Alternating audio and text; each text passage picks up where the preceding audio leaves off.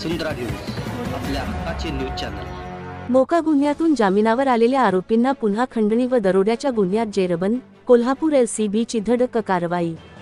Police अधीक्षक महेंद्र पंडित यांनी शरीराविरुद्धच्या गंभीर गुन्ह्यातील व दाखल असलेल्या पाहिजे आरोपींना शोधून त्यांच्यावर कडक कारवाई करण्याबाबत आदेश दिले आहेत।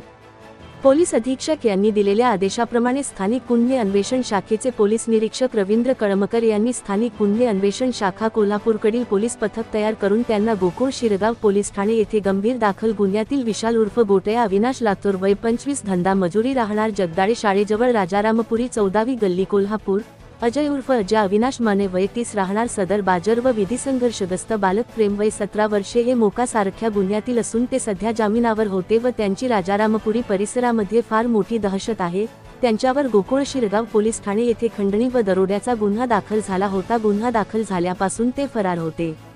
नमूद पथक हे आरोपीचा शोध घेत असताना पथकाचे अंमलदार वैभव पाटील यांना सदर गुन्ह्यातील आरोपी हे चाकण पुणे येथे असल्याची गोपनीय माहिती प्राप्त झाली। त्यानुसार सदर पथकाने चाकण पुणे येथे जाऊन सापळा रचून त्यांना ताब्यात घेतले। त्यानंतर त्यांना पुढील कारवाई करिता गोकुळ शिरगाव पोलीस ठाणेस हजर केले। चॅनलला सबस्क्राइब करा आणि परिसरातील ताज्या घडामोडी सर्वात आधी बघण्यासाठी बेल आयकॉनला क्लिक करा।